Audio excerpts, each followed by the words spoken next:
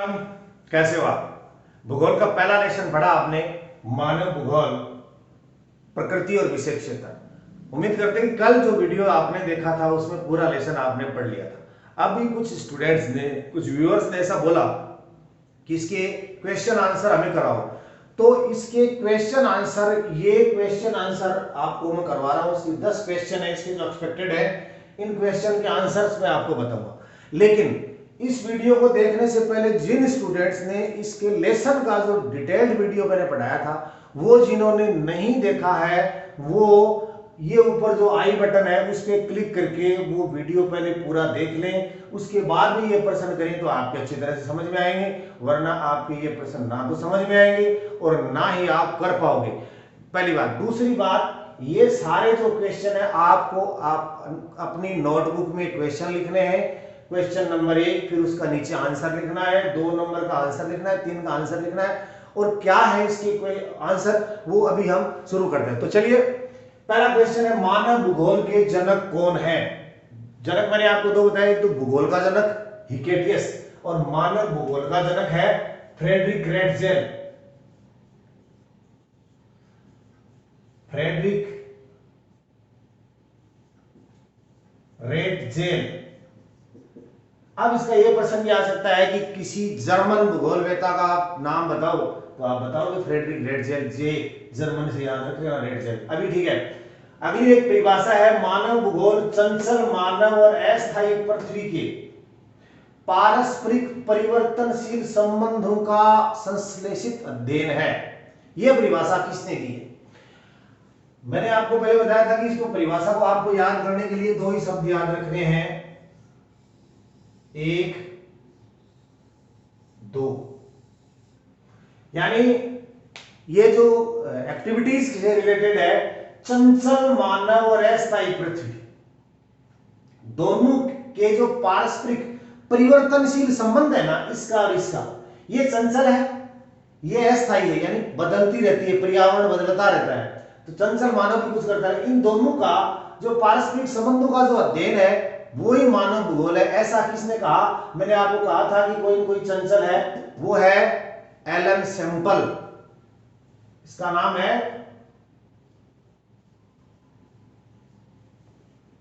Elon sample. ठीक है। अब ये एलन सैंपल कौन है, कहां की है? एलन सैंपल शिष्या है किसी प्रसिद्ध भूगोलवेता की, वो फ्रेडरिक रेटजेल है। और ये कहां की है? ये यूएसए की है। ये जर्मन पढ़ लिया था हमने और ये यूएसए हमने पढ़ लिया था। ठीक है। फ्रेडरिक रेटजेल की प्रसिद्ध पुस्तक का नाम बताओ। क्या नाम है उस पुस्तक का नाम? उस पुस्तक का नाम भूगोल से संबंधित है, ज्योग्राफी। उम्मीद करते हैं कि आपको पता होगा, लेसन पढ़ा है अच्छी तरह से, आपको याद है, मैंने डिटेल में बताया था। उसका नाम है एंथ्रो, उसका नाम है ज्योग्राफी। उससे पहले हो रहे कुछ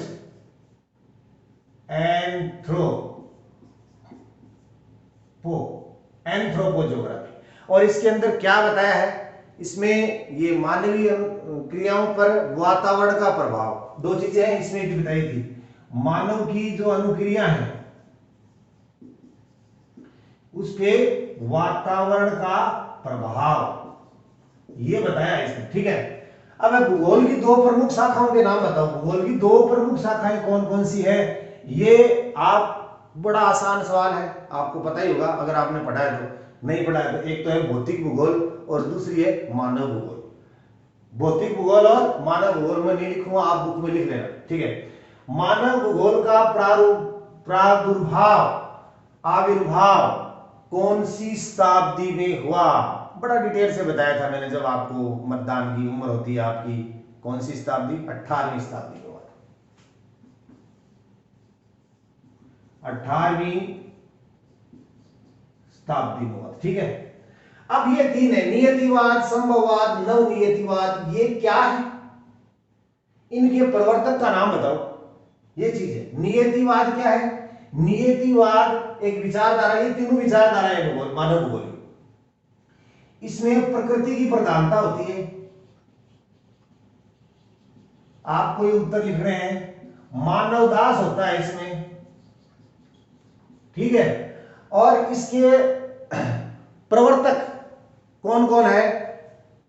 आप एक तो सीधा सा रेड जेल करोगे, अगर रेड जेल करोगे तो इसकी जो शिष्या है वो तो बिल्कुल, क्योंकि इसकी विचारधारा की कट्टर समर्थक थी। कौन कौन हो गए इसके समर्थक? रेड जेल, रेड जेल और रिटर, दो तो इस नाम से हो गए, कार्ल रिटर भी हो गया इसका, Karl Ritter, Ratzel, Ritter और सैंपल और हम्बोल्ट। ठीक है, ये नियतिवाद के प्रवर्तक थे, समर्थक थे, ये इसकी कट्टर समर्थक थी। अब है संभववाद। संभववाद भी एक विचारधारा है। संभववाद का मतलब है कि यहां पर तो नियतिवाद में प्रकृति को माना गया है, संभववाद क्या है, ऐसा आ सकता है प्रश्न। ये प्रश्न भी आ सकता है, नियतिवाद और संभववाद में अंतर बताइए। तो आपको क्या करना होगा? आपको ये करना होगा, दोनों तरह से ऐसे लिखो, ये नियतिवाद 1 2 3 पॉइंट, इसके 1 2 3 पॉइंट संभववाद के, तो इसमें लिख दोगे प्रकृति को प्रधानता देता है, इसमें दास माना गया है, इसके प्रवर्तक ये 3 पॉइंट, इसी तरह से ठीक इसके 3 पॉइंट हो सकते हैं। संभववाद के अंदर प्रकृति के द्वारा प्रदत्त जो भी संसाधन है उसके उससे मनुष्य के द्वारा, मानव के द्वारा अपने विकास के लिए अपनी इच्छा अनुसार, पसंद के अनुसार उपयोग कर लेना संभववाद है। संभावनावाद भी कहते हैं, और विडाल डी ब्लास की है, इसको संभावनावाद भी कहते हैं। तो ये क्या होता है? प्रकृति प्रदत्त जो भी संसाधन है, जो भी स्रोत है,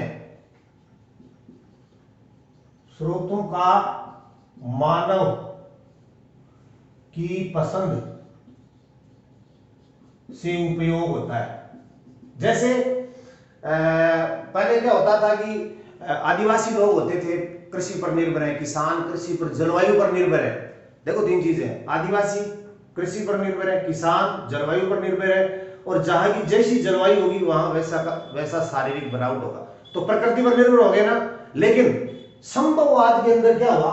संभववाद प्रकृति के स्रोतों का मानव की पसंद के अनुसार उपयोग करना, जैसे नदी पर पुल बना लिया, ठीक है, और कृषि करना है, इस तरह का जो काम करना होता है, ये संभावनाओं को जन्म लेके नई तरीके से मानव ने प्रयोग करना। इसमें है विडाल डी ब्लास, इसके है विडाल डी ब्लास, ये हो गया, और एक हो गया फेब्रे, फेब्रे हो गया। तो ये चीज है। एक नवनियतिवाद है, ऑस्ट्रेलिया के हैं, उनका नाम है ये, रुको और जाओ, इसका तो आगे मैंने प्रश्न दिया होगा शायद। नवनियतिवाद ये कहता है कि ना तो प्रकृति पर आधारित रहो, ना अपनी ये जो संभववाद है ना उसके अनुसार मानव पर हो। दोनों का अर्थ यही है कि आप दोनों का सहयोग, ये जो दोनों का सहयोग है, यानी ये नियतिवाद और संभववाद दोनों का सहयोग होता है। ना तो इसको मानता है ना नियतिवाद और न संभववाद, दोनों का सहयोग आपस में होगा तो होगा। और ये होगा ग्रिफिथ टेलर, ऑस्ट्रेलिया के हैं ये टेलर, ऑस्ट्रेलियाई भूगोलवेत्ता ग्रिफिथ टेलर ने नवनियतिवाद का सिद्धांत दिया था। ये क्या है? अब रुको और जाओ किस विचारधारा से संबंधित है? ये आपको पता है कि नवनियतिवाद है, नवनियतिवाद। और ये भी नवनियतिवाद किसका है? आप ग्रिफिथ टेलर लिख दोगे।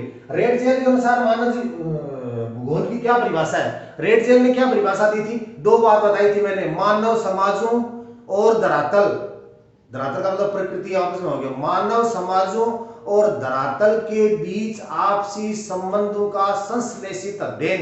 यानी मानव भूगोल क्या है? मानव, रेड जेल के अनुसार मानव भूगोल, फिर आगे 2 चीज करनी है, मानव समाजों और धरातल के आपसी संबंधों का संश्लेषित अध्ययन ही ये मानव भूगोल है, रेड जेल में। जीन ब्रूक्स ने भूगोल की प्रकृति की क्या परिभाषा दी है? ये भी बड़ी इंपॉर्टेंट है। आप जीन ब्रूक्स ने 3-4 विषयों के नाम लिए, जैसे उन्होंने कहा जीन ब्रूक्स के अनुसार भूगोल की प्रकृति की परिभाषा ये है, जैसे अर्थशास्त्र में कीमतों का, इतिहास में समूह का, मानव जात में जातियों का, और वनस्पति शास्त्र में पौधों का जो जितना महत्व है, ठीक उसी प्रकार मानव भूगोल में स्थान केंद्र बिंदु है, स्थान का ही महत्व है। इसमें कौन क्या कब कैसे हुआ, इस पे प्रयासों का अध्ययन किया जाता है। बस 5-4 सब्जेक्ट के नाम लेने, उसमें किसका महत्व है, ठीक उसी प्रकार मानव भूगोल में स्थान का महत्व है और कब कौन क्या कब कैसे का प्रयोग किया जाता है। ये भी है।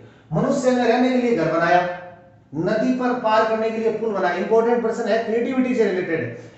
मनुष्य ने रहने के लिए घर बनाया, ठीक है, नदी पार करने के लिए पुल बनाया, एक बात तो ये होगी। दूसरी बात ये, आप ऐसे कर लो कि एक ये दो चीज होगी। अभाव की अवस्था से स्वतंत्रता की अवस्था किस विचारधारा से संबंध है, यानी पहले वाली विचारधारा किस विचारधारा से संबंधित है, दूसरी किससे संबंधित है। इसका उत्तर ढूंढना था आपको चाहिए, लेकिन मैं बता देता हूं ये संभववाद है। मनुष्य ने संभावनाएं ढूंढी है इसमें भी, और अभाव में रहना तो नियतिवाद के प्रवर्तक है, नियतिवाद की परंपरा के अनुसार नियतिवाद पर आधारित रहना है, और स्वतंत्रता की अवस्था में आ जाना, अपनी इच्छा के अनुसार सामान ढूंढ के करना।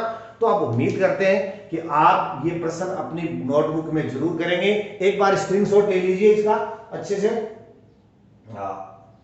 और स्क्रीनशॉट ले लिया होगा आपने। अगर स्क्रीनशॉट ले लिया तो अपनी नोटबुक में अच्छे से उतार लेना। धन्यवाद और लाइक करना।